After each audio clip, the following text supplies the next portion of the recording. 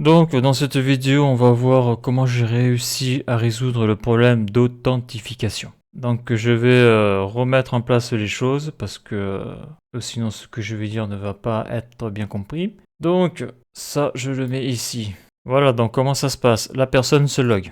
Donc elle s'est loguée avec quoi? Test 01. Donc l'utilisateur s'appelle Test 01, il a mis son password. Donc le backend lui donne un user ID, donc ça sera FFB9 à la fin, et il lui donne un token d'authentification. Dans le token, il y a l'user ID qui est encodé avec une clé de chiffrement. Bon, ça on l'a vu dans les vidéos précédentes. Donc le token, comme je viens de le générer, je fais un CTRL-C, car toutes mes routes sont protégées et vont demander une authentification par token. Donc le gros souci, c'était la route post avec l'utilisation de forme d'attaque, car j'ai installé Multer pour gérer donc l'envoi d'images sur le backend.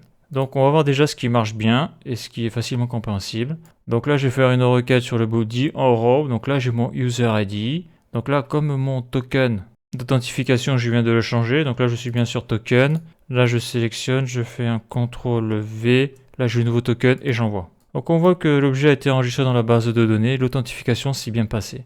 Donc imaginons j'essaye de pirater le compte là. Au lieu de mettre 4 je mets 5. Donc là théoriquement le token n'est pas valide. Je dois avoir un échec. Donc j'ai bien JSON Web Token, erreur, échec authentification, signature invalide. Donc ça marche. Je fais un CTRL Z, ça c'est le bon token, j'envoie, ça marche. Donc là j'ai un token qui est valide. Donc qu'est-ce que peut faire la personne? C'est par exemple dans le body. Donc mon token a été généré avec cette user ID là. Donc imaginons je vais pirater le compte de mon voisin, je mets un 8 et là j'envoie. Et là on voit que l'authentification n'est pas valide, c'est normal parce que l'user ID ici qui est en clair ne correspond pas à l'user ID qui a le token. Donc ça protège du piratage à ce niveau-là. Donc jusqu'ici tout va bien, c'était la partie facile. Donc on a vu dans la vidéo précédente que là où ça se gâte méchamment, c'est qu'on utilise form data. Donc là quand j'utilise form data, on peut se dire je clique sur send, magique ça marche. Sauf que, donc si j'enlève le token, si je modifie le token, je fais send, on voit que le token n'est pas bon, super, ça marche, CTRL Z, j'envoie, ça refonctionne. Par contre, si je mets un user ID bidon, 8, eh bien on voit que j'accède quand même à la route put. Donc ça veut dire que pour celui-là qui sait se démerder, vu que tous les user ID sont valides, tu peux aller fouiner sur les autres comptes. Donc là je vais faire ma route get. Donc là je vais sur ma route get, l'autorisation je vais ici, je change de token, je fais un send, et là j'affiche tout, tu vois. J'affiche tout ce qu'il y a dans la base de données. Donc comment faire pour avoir un comportement comme avec le row? C'est-à-dire que si l'user ID qu'il y a dans la requête est modifié, ça ne marche pas. D'ailleurs, à remarquer que la route get, donc là ça fonctionne. Si je fais ça, je fais send, ça ne marche plus. Donc ça c'est cool, ça marche. Donc le souci c'est le form data. Donc après avoir passé pas mal d'heures à faire de recherche, bon j'ai trouvé le problème. En plus j'en parle dans la vidéo. Donc là on va voir le problème, il se situe, en plus on le voit bien sur la route quand on y réfléchit. Bien. Là, on a la route post. On voit qu'ici, il y a l'authentification, d'accord? Donc, si tu veux accéder à ce qu'il y a après la virgule, donc au middleware Multer, tu es obligé de t'authentifier. Le gros souci, c'est qu'on utilise form data que quand Multer est activé. Ça veut dire quoi? Ça veut dire que tant que tu es dans l'authentification, tout ce que tu mets là, au niveau du form data, ça sert à rien. Ça sert strictement à rien. C'est pour ça que quand je fais des send, j'avais tout le temps le body qui était vide. J'avais rien, quoi. C'est normal. C'est normal parce que pour envoyer quelque chose dans le body, il faut passer par le row. Donc si tu passes par form data, tu envoies rien du tout. Et comme tu le vois, on peut pas faire row et form data en même temps. Donc quelle est la solution? La solution, quand j'y réfléchis, je me suis dit, il faudrait passer l'user ID par le biais de l'URL. Comme j'ai fait dans la vidéo JavaScript 76 lorsque je me prenais la tête avec mon site e-commerce, la question déjà à l'époque, c'était comment on fait pour transférer des données d'une page web à une autre page web. Eh bien ça passe par l'URL. Et pour la page web, ça passe dans l'URL avec le point d'interrogation. Donc l'idée c'est quoi? Ici là on a params. L'idée c'est de faire une clé user ID et là de mettre ta value. Et là t'as vu là je décoche, là il se passe rien. Donc là je mets un user ID et une value dans l'URL. Donc ça veut dire quoi? Ça veut dire que quand je fais ma requête, là je viens de la faire, eh bien je vais avoir l'user ID et cette value là dans la request. Donc après il faut la trouver. D'ailleurs, si on va là, donc là c'est pas bon mon exemple parce que ici là l'authentification est bidon. C'est pour ça que le monsieur il avait mis le next là dans le cours que j'avais suivi parce que comme ça marche. Mais tu contrôles pas ce qu'il y a à contrôler. D'ailleurs, je vais le montrer de suite. Je fais Alt et ça descend. Alors attends, ça c'est comme ça. Je sélectionne. Il m'a fallu plus d'une journée pour trouver ça quand même. Je suis dégoûté.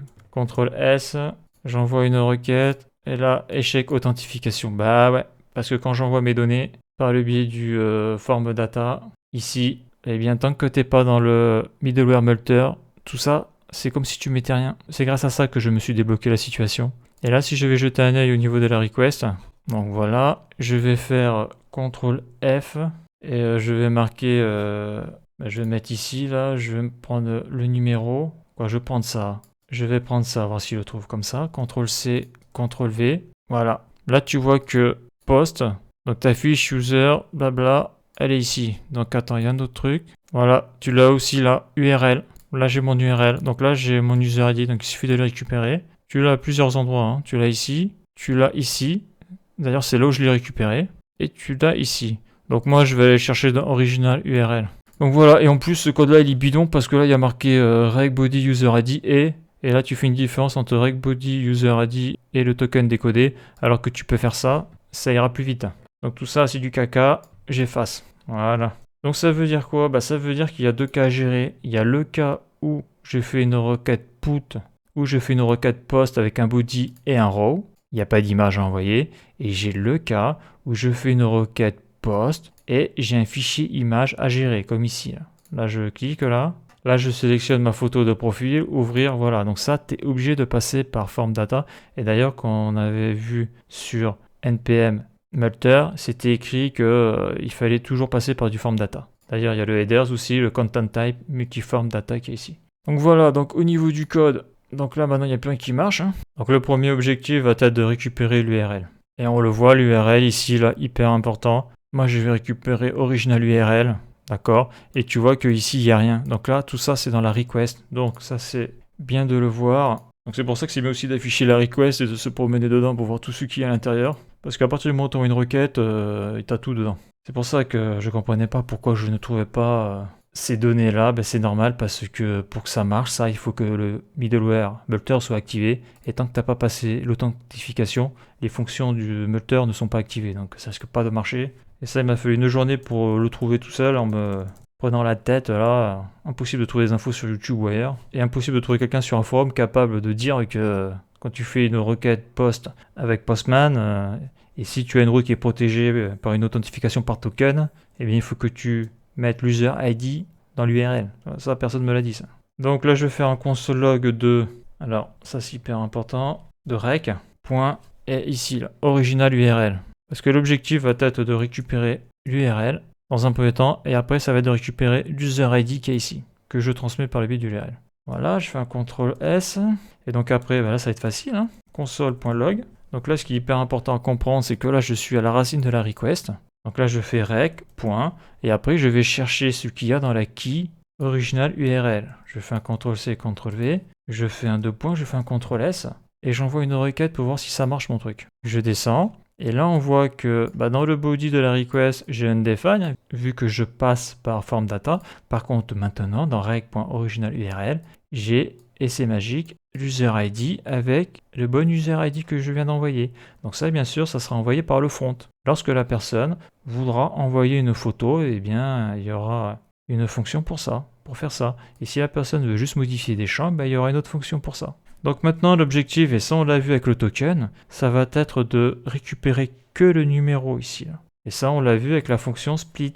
Donc c'est la même logique qu'avec le token. Sauf qu'avec le token, on avait coupé le barre et le numéro de token par le biais d'un espace. Là, ça ne sera pas un espace, ça sera avec égal. Donc déjà, avant de faire le console log, je vais déjà faire la découpe.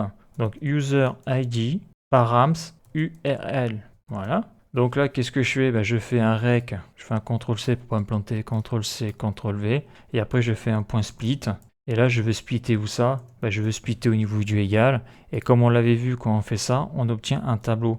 Donc un tableau index 0, index 1, index 0, je vais avoir API, fiche, user, tout ça, et index 1, je vais avoir le reste.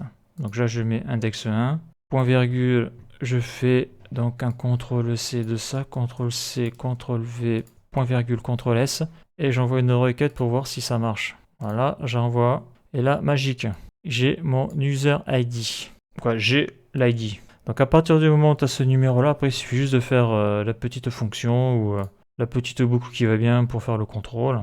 Mais c'est sûr que quand tu n'as pas la donnée, c'est impossible à faire, quoi. Donc affichage de l'ID. Là je mets des petits trucs là comme ça pour visualiser dans tout ce bordel là. Donc là j'envoie une requête, je balance, voilà. Là j'ai l'affichage de l'ID. Et là qu'est-ce que l'on voit ici là? C'est l'ID que j'ai envoyé. Et c'est l'ID qui correspond bien à mon token. Il est où? Il est ici. D'ailleurs, ça devrait plutôt aller là, là. Voilà. B9, super. Donc maintenant, comment faire pour savoir si je suis sur le raw quand je fais ma requête ou si je suis sur le farm data? Parce qu'on va voir que ça va pas suivre le même chemin. Donc en fouinant dans la request, tu as une fonction ou une méthode. Donc là, je vais la marquer ici, là, qui s'appelle underscore body. Voilà. Donc là, on la voit pas parce que j'affiche pas la requête entière. Je vais l'afficher entière. CTRL S. CTRL S, j'envoie une requête. Voilà. Là, je mets ça. Alors, là, je vois rien du tout. Donc, il faut que je le fasse ici. Je fais un cancel, je fais send.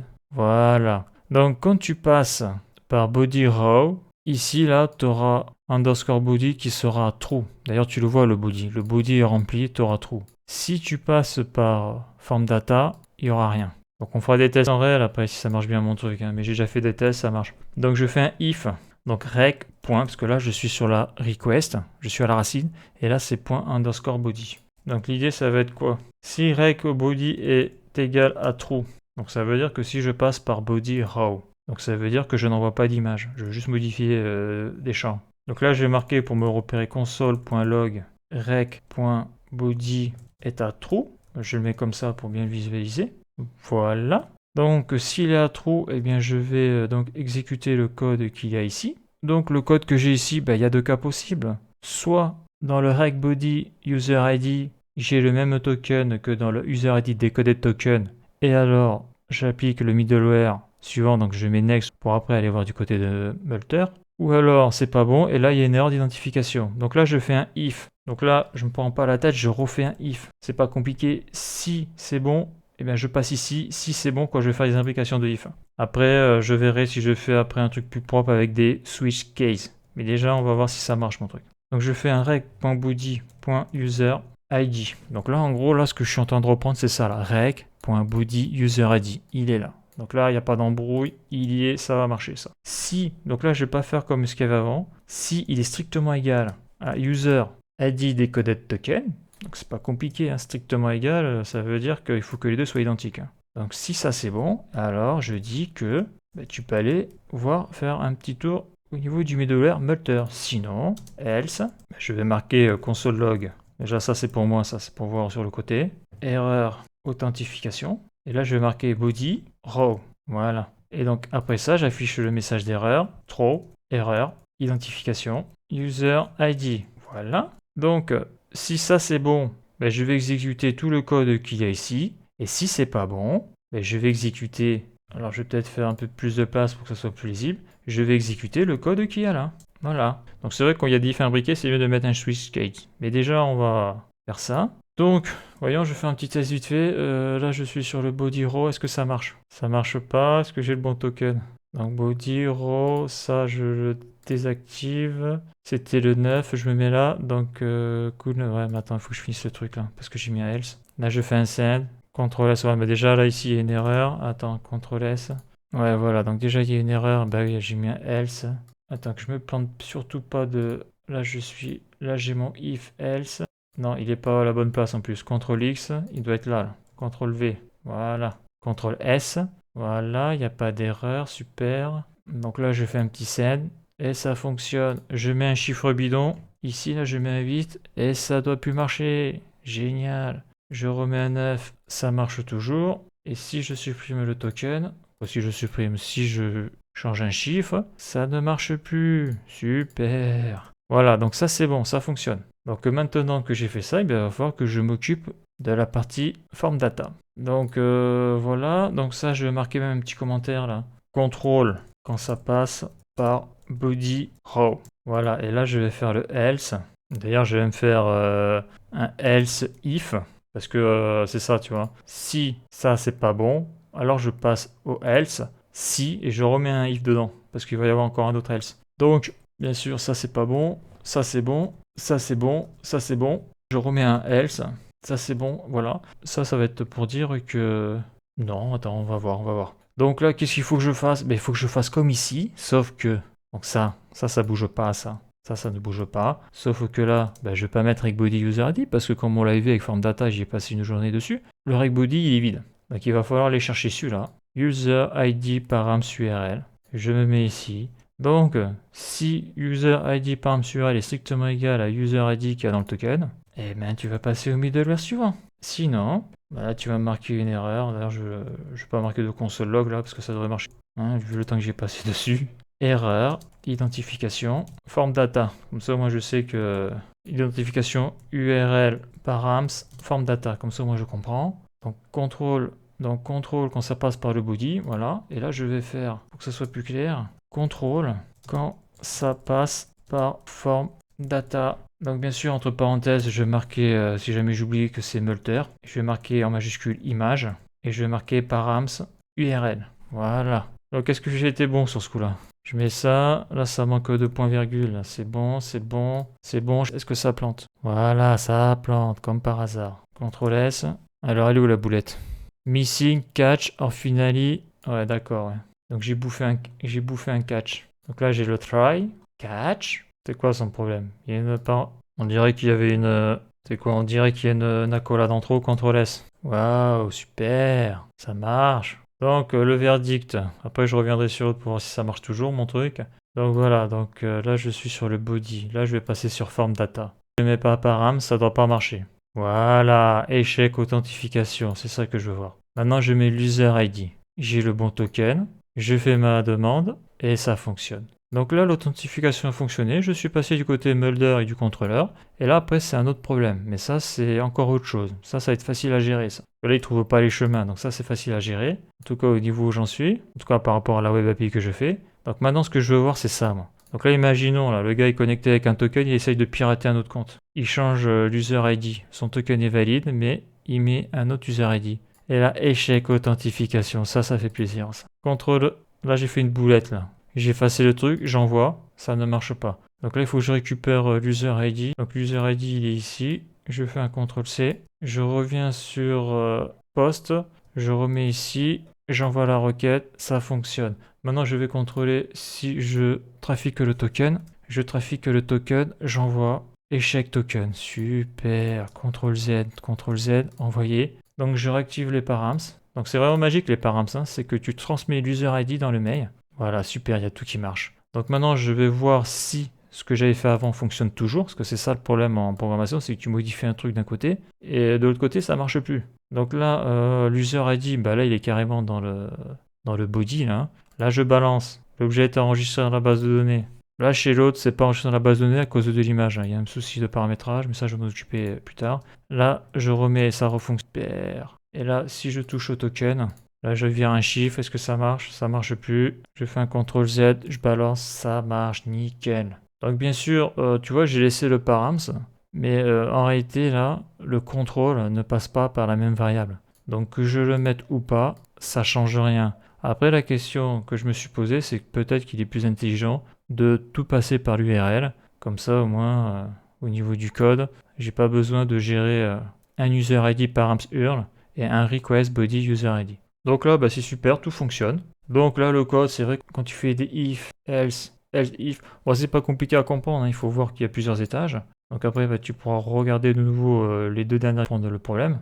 Et cette vidéo-là pour mieux comprendre comment j'ai géré le truc. Et après, ça peut être intéressant de supprimer tout ça et de le remplacer par un switch case. Un peu comme sur l'Arduino, ça marche de la même manière. Donc voilà, de toutes les vidéos que j'ai eu à faire, celle-là m'a vraiment saoulé, quoi. J'ai vraiment galéré pour la faire. Et je suis content parce que, comme j'ai dit hein, sur internet, va trouver quelqu'un qui sait faire une requête avec Postman sur une route qui demande une authentification avec donc une requête en forme data avec une image. Moi j'ai trouvé personne. Voilà, parce que comme on l'avait vu en plus, hein, quand j'ai supprimé l'authentification, comme par magie ça marchait. Et dès que je remettais l'authentification, bah, ça marchait plus.